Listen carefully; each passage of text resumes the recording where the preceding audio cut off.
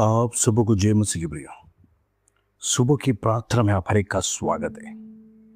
इन दिनों में लगातार हम वचन सीख रहे, परिसर प्रकाशित वाक्य को सीख रहे, इसलिए कि आज अनेक लोगों के मन में इस आखिरी पुस्तक को पढ़ने की इच्छा नहीं होता है, क्योंकि बड़ा कठिन है, इसे समझना कठिन है परिसर, लेकिन यही होने वाला है अंत के समय में, इसीलिए इसे जानना, पढ़ना और सीखना जरूरी है परिसर।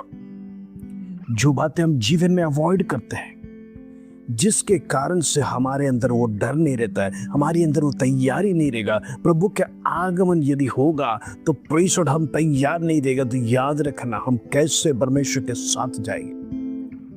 इसीलिए इस पुस्तक को लगातार पढ़ना है, आने वाली घटनाओं को स्मरण करना, परमेश्वर इस संसार के साथ क्या करने जा रहा है। हालेलुया।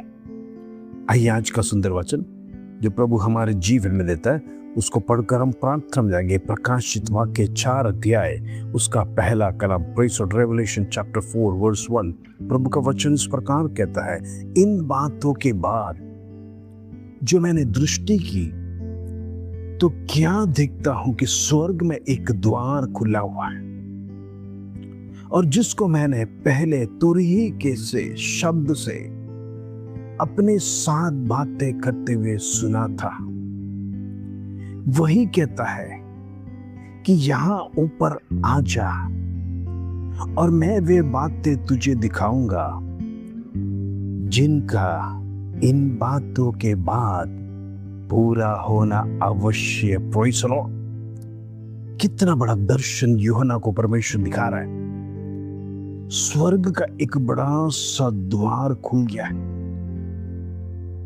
परमेश्वर, हम देखते कलीसिया को पत्र लिखने के बाद, सबको संदेश देने के बाद, सबसे आग्रह परमेश्वर यही रखता है, अपनी चाल चलन सुधारो, सही मार्ग में चलो, सही रास्ते में चलो। जो कुछ आपकी कमी है सब कुछ परमेश्वर एक वार्निंग के साथ आपको समझा दिया है। अब समझाने की जरूरत नहीं, अब परमेश्वर का आगमन निकट है। यहां पर प्रभु का दास यूहन्ना को उसके बाद एक स्वर्ग का दर्शन, एक झलक के समान परमेश्वर दिखाता है।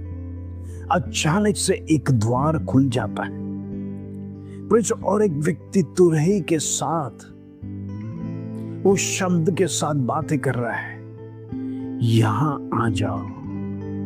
यूहन्ना को इनविटेशन दिया जाता है, मैं तुझे दिखाऊंगा।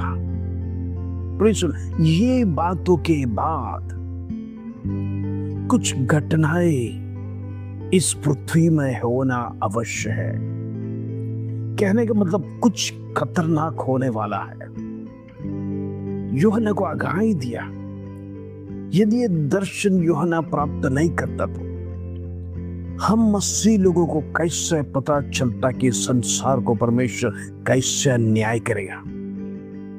अगर ये पुस्तक प्रकाशित वाक्य हमारे बाइबल में नहीं रहता, परमेश्वर हमें कोई भी आइडिया नहीं रहता कि परमेश्वर कैसा न्याय करेगा मनुष्य का, सारी सृष्टि का। परमेश्वर, लेकिन इस पुस्तक का आवश्यकता बाइबल में, ये आखिरी पुस्तक नहीं है, लेकिन बल्कि सबसे इंपॉर्टेंट पुस्तक है। जिस प्रकार उत्पत्ति में शुरू हुआ पाप, और इधर वार्निंग के साथ खत्म हो रहा है, सुधर जाओ कि तुम्हें परिसर ऊपर बुलाया जा रहा है, तुम्हें ऊपर जाना है। परमेश्वर तुम्हारा समय खत्म होने के समय पर तुरही फूकी जाएगी।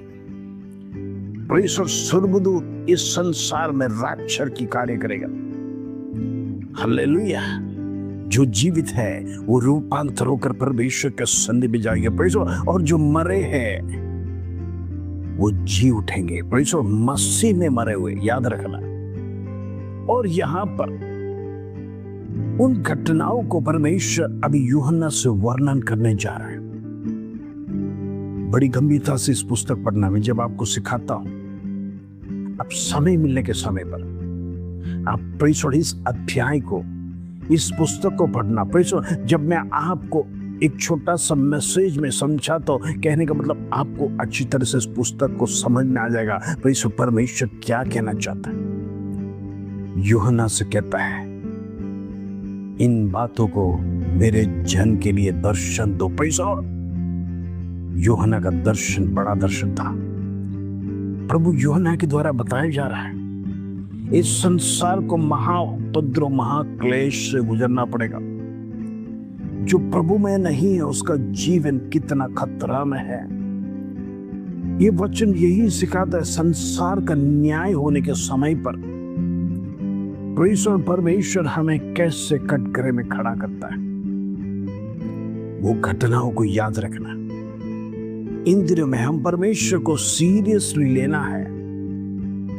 आज कई लोग परमेश्वर को सीरियस नहीं मानते। परमेश्वर गलत काम करने में बिल्कुल पीछे हटते नहीं है, बल्कि उनके जीवन से डर चला गया, उनके जीवन से भय चला गया। मैं मसीह लोगों के बारे में बात करता हूं। मसीह लोगों का जीवन अधपतन का जीवन हो चुका है। प्रियो, परमेश्वर आने की देरी नहीं है। इस संसार पूरा बाट जो रहा है, सृष्टि बाट जो रहा है, प्रभु जल्दी आएगा कर। क्या आप तैयार है?